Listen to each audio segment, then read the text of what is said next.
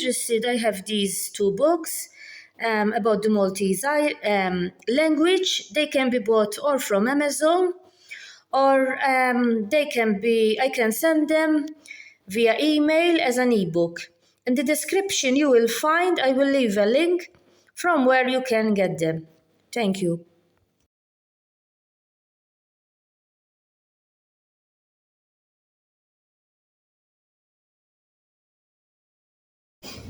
Hi everyone, welcome back to my channel.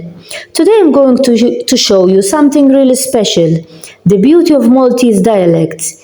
Even though we all speak Maltese, the way we pronounce words, our expressions and even some vocabulary can change completely from one town to another. Listen carefully, you'll hear the difference and I think you're going to love it.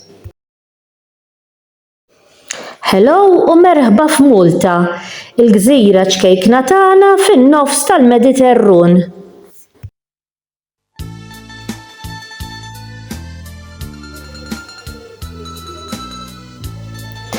Aħna żgħar imma b'qalb kbira u b'istorja twila ħafna li tmur lura mijiet ta' snin. Kull ġebla hawn għandha storja x'taħbi.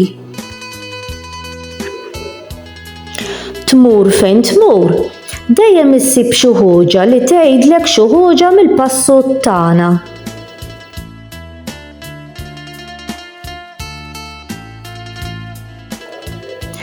Il-Belt Valletta, x'post sabiħ. Bit-turuq dujjoq tagħha, il-bini antiku dik ix-xemx li tħess bħal qiegħda tagħna il-post killu.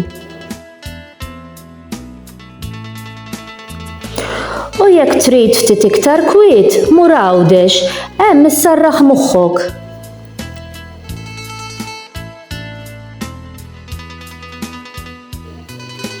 U l-baħar il-baħar tagħna ma tixba' qatt minnu.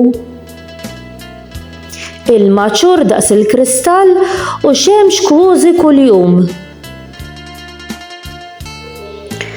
Mill-mellieħa sa għajn tuffieħa, kull rukna għandha s-seħer tagħha.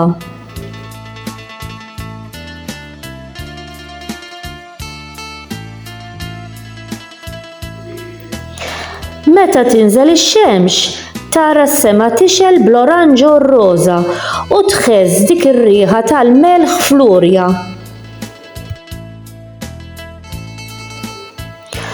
Aħna l-Maltin inħibbu lil kulħadd.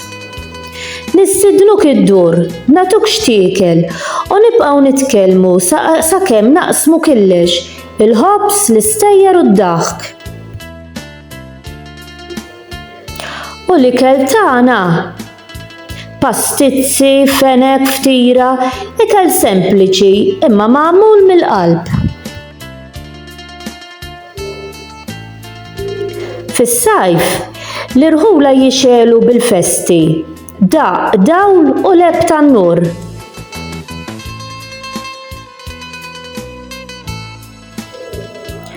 Kull festa iġabra tan-nies, tal-familji u tal-ħbieb. U żmien li ngħixu fil-ferħ u ninsew it-tħassib għal ftit. Iwa, Malta żgħira imma għandha rowħ kbira. Post fejn il-qedem u l-ġdid jgħixu ħdejn xulxin, fejn il-passat qatt ma jintesa'.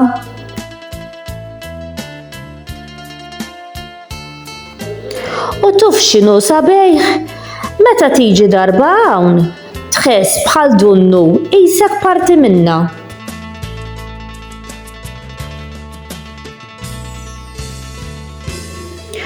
Malta mhix biss post li tara, imma post li tħess u meta titlaq tibqa' ġġorr biċċa minnha miegħek.